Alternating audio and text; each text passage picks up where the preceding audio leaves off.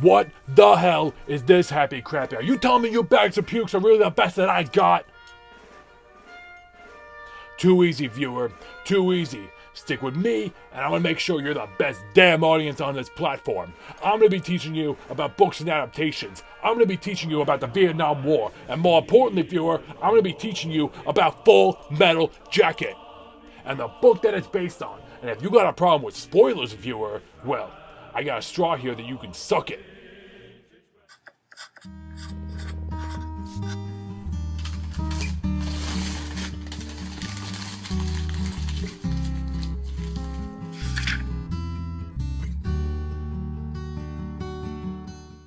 Normally, I don't spoil books that I cover on this channel, but Gustav Hasford's 1979 novel, The Short Timers, has been out of print for quite a while, and copies for sale are rare and pricey enough for me to make an exception in this case. But to understand Short Timers, it's best to know a little bit about the Vietnam War. So, with a broad overview, this guy, Ho Chi Minh, wanted independence for Vietnam, which was a French colony at this point in time. It didn't happen, but then World War II happened, and France surrendered to the Axis powers, allowing Japan to occupy the country. This is where the US comes in, but only slightly in aiding the Vietnamese and defending against the Japanese. World War II ends, and France still wants Vietnam. There was a rebellion led by many groups, but predominantly the Viet Minh in the north, leading to the Indochina War. At this point, America is playing as advisors for the French side, but eventually giving them more and more support due to Ho Chi Minh and the Viet Minh being supported by, among others, the Soviet Union. The Viet Minh then won the Battle of Dien Bien Phu in 1954. It was a major contributor to the Geneva Conference that would give North Vietnam over to Viet Minh. The agreement didn't go through as planned, leading to the attacks in the south by the North Vietnamese army and what would become the guerrilla fighters known as the Viet Cong, or VC, or Victor Charlie, or just Charlie. 10 years later of back and forth in aids and training, the South Vietnam Army led to this guy, President Lyndon Johnson, authorizing combat ground troops landing in Da Nang in 1965. The Vietnam War officially begins. Cut to 1979, Gustav Hasford, a veteran of that war, took his experience and wrote The Short Timers, a novel separated into 3 different sections, narrated both book and movie by Private Joker. Now viewer, if you think I'm gonna snatch up some low-hanging fucking fruit and make some joke comparisons between this movie and another one that just came out, think again, viewer. The book piqued the interest of Stanley Kubrick and another Vietnam vet, author Michael Herr, turning the story in 1987 into Full Metal Jacket. Like the book, the movie begins at Parris Island, South Carolina, Marine Boot Camp, where the recruits meet Gunnery Sergeant Hartman. Hartman is a hard, abusive instructor. He hits, he demeans, he'll make you choke yourself using his own hand. In short, he was the perfect drill instructor. So much so that Anthony Sawford, author of Jarhead, said that after seeing Jacket in theaters in 1989, he joined the Marines the next year. During his time at the recruit camp in California, he described the instructors all quoting and acting like Hartman in the movie. According to Swafford, it was life imitating art. R. Lee Ermey was meant to be an advisor, but convinced Kubrick he should take the role after showing him a few of his more, colorful dialogue. If God wanted you up there, he would have miracled your ass up there by now, wouldn't he? You're so ugly you could be a modern art masterpiece. I bet you're the kind of guy that would fuck a person in the ass and not even have the goddamn common courtesy to give him a reach around. Whatever you do, don't fall down. That would break my fucking heart. Do I make you nervous? Sir! Sir, what? Are you about to call me an asshole? Happy birthday to you. Today is Christmas. Hi, me from the editing room. Is Full Metal Jacket a Christmas movie? Move over, Die Hard 2. I got a new favorite Christmas movie out. Now, if you liked Hartman, then you're going to love Drill Instructor Gerheim, where Gunnery Sergeant Hartman spent most of his time insulting the recruits with the occasional beating for insubordinations in the movie. In the novel, Drill Instructor Gerheim was the opposite. Gerheim wouldn't wait for someone to mess up before dragging them into the bathroom to beat them. As the weeks went on, the beatings got more creative. For example, Private Pyle had his head held down in a toilet while the whole platoon peed in it until he passed out. According to Private Joker in the book, 20 people were Section 8 out of basic, with several suicide attempts being made, with one in particular trying to slice his wrist with a bayonet. Gerheim then made him clean up the blood, berate him for getting his bay floor bloody, then ordered the rest of the recruits to scold him for doing such a poo-poo job of killing himself before he can go to the infirmary. Gerheim was a mean son of a bitch, viewer. But R. Lee Herman did a good job of making Hartman digestible for you civilians out there. I am hard. You will not like me. You oorad into our hearts, sir. Despite rumors that Ermey ad-libbed most, if not all of his lines for the movie, about half of his dialogue is lifted from the book. If you survive recruit training, you will be a weapon. You will be a minister of death praying for war. Your days of finger banging old Mary Jane Rottencrotch through her pretty pink panties are over. You will not like me, but the more you hate me, the more you will learn.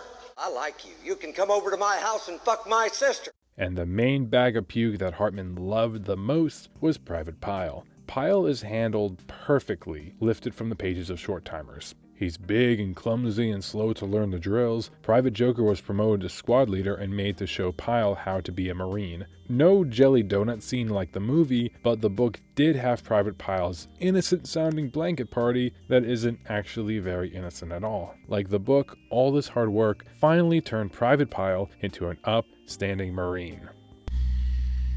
Hi, Joker. And this, viewer, is where the Joker got his scars. That's the right movie, right?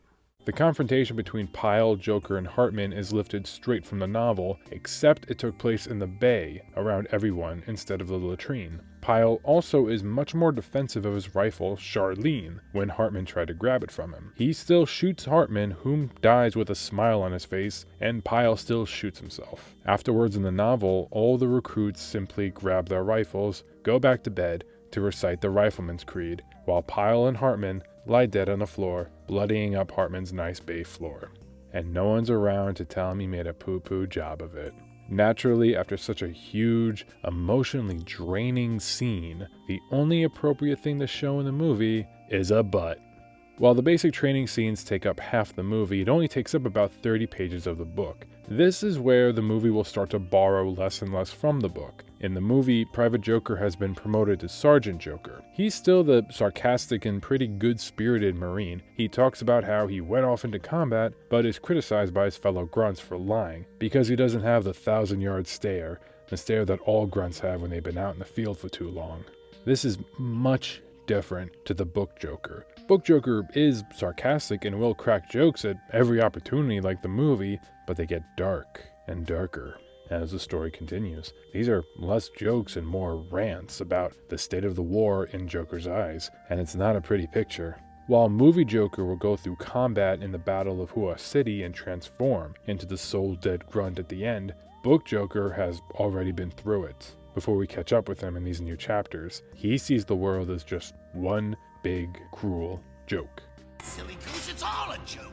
Everything anybody's ever valued or struggled for. We see Book Joker as a corporal in Dan Yang after the basic training chapters. Instead of haggling with a prostitute like the movie, he's watching The Green Beret starring John Wayne. This wouldn't have been possible since The Green Beret came out 6 months after the Tet Offensive. More on that later. Nevertheless, this book absolutely shits on John Wayne every chance it gets. And I'm not just talking about Joker's John Wayne impressions he does throughout the story in both book and movie. I mean constantly writing on the actor and specifically this movie. And you know what? I'm kind of okay with this. The guy was a pretend tough guy draft dodger and a proud white supremacist. The book has the grunts laughing, almost peeing themselves as the Green Beret's ending, where the sun is setting on the South China Sea in the east, which makes the end of the movie as accurate as the rest of it.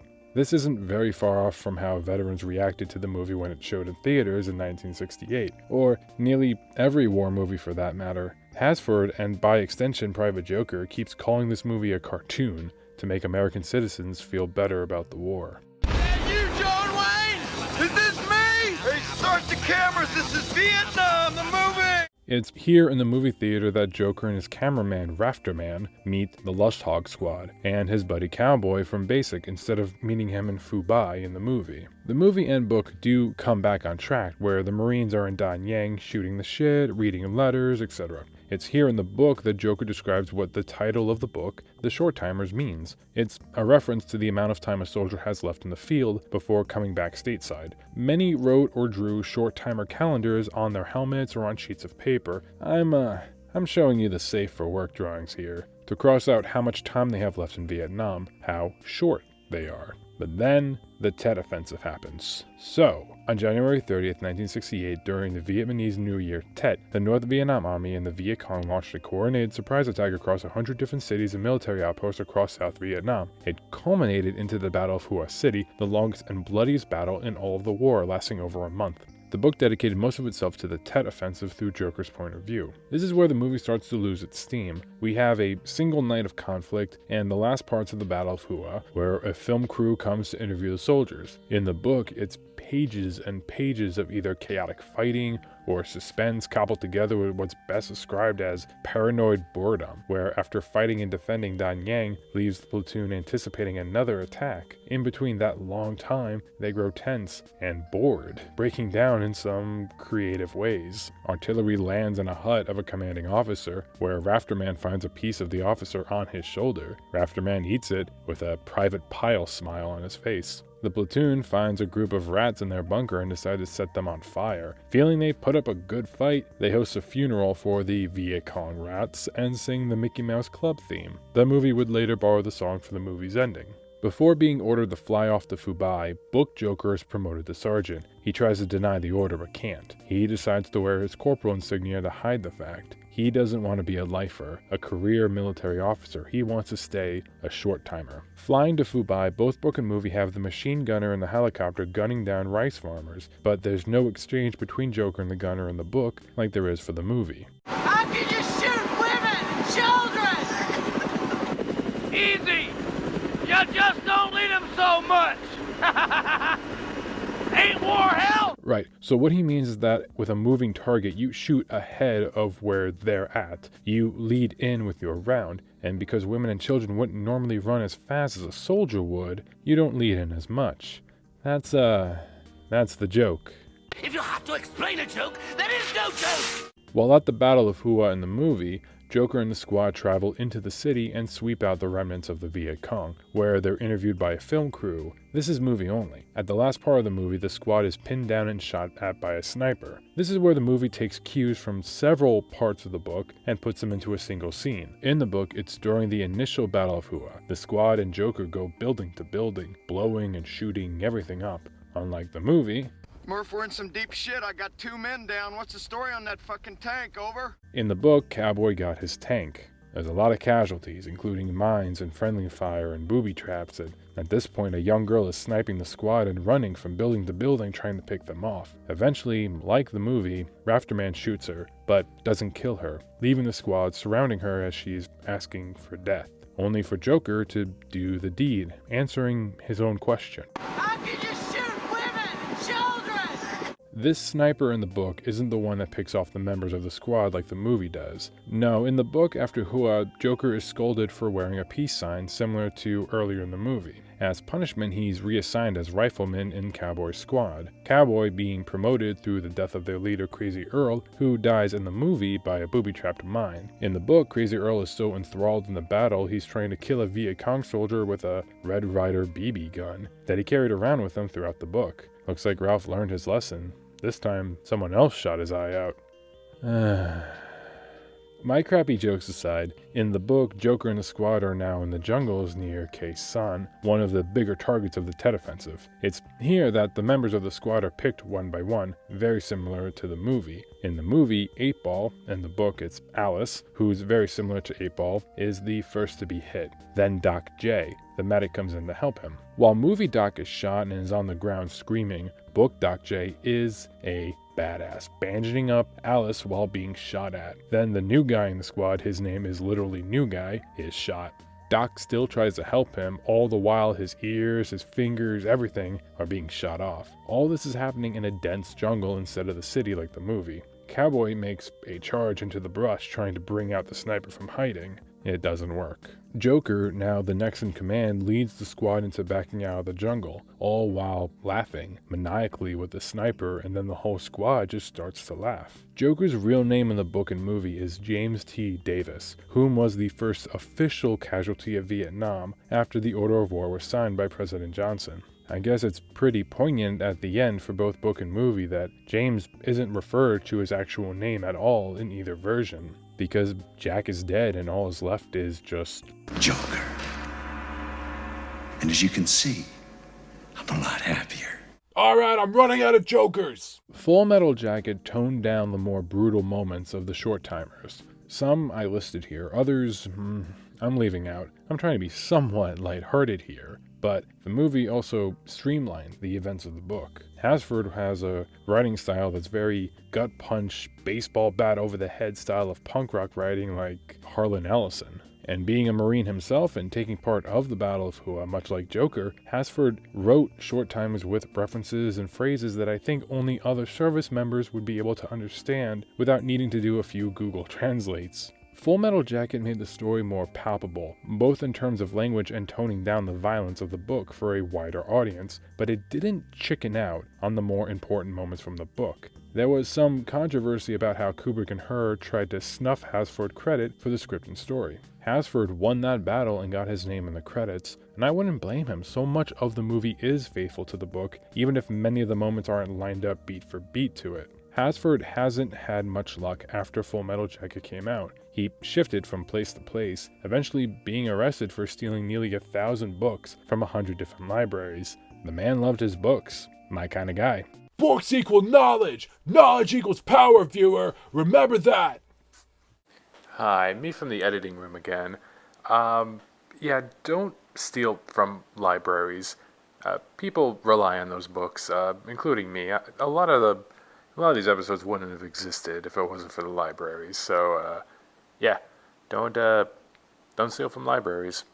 Hasford died at 45 years old in 1993 due to complications from untreated diabetes with a planned Vietnam trilogy that never got past the second book. The Phantom Blooper did make it to publishing before his death, but like short timers, it's been out of print for a long time and copies are either expensive or hard to come by. The rights to publish Hasford books have fallen onto who knows who now. A website dedicated to Hasford and his writing is run by his younger cousin, comic book writer Jason Aaron, whom would later write an issue of Joker's Asylum, a comic narrated by Joker. See, all my Joker clips are relevant! The Short Timers is a small but I think an important novel that has been lost to time, while its adaptation is the one that everyone knows, and it's a shame that as of right now the book is in a publication limbo, where it's not in the public domain to allow the book to be more freely available, but the copyright holders are for whatever reason not wishing to seek republication. This is CB Smith, and thanks for taking a page. I'm proud, viewer. I'm so fucking proud. This is my proud face. You're free to fall out. Alright, viewers. You know the deal at this point. If you like what you saw, like and subscribe to my channel. I'm only at 24. I'd like to reach at least 100 subscribers. If you're interested in more war or history-based videos, I got my first year anniversary video on Frank McCourt's Angela's Ashes, which takes place around Depression-era Ireland. Or, if you want more war, I got a video on Iron Maiden's The Trooper, which is based on an Alfred Tennyson poem about the Battle of Balaclava during the Crimean War. Both are listed in the description below. Thanks for watching, and hopefully I'll be seeing you in the next video.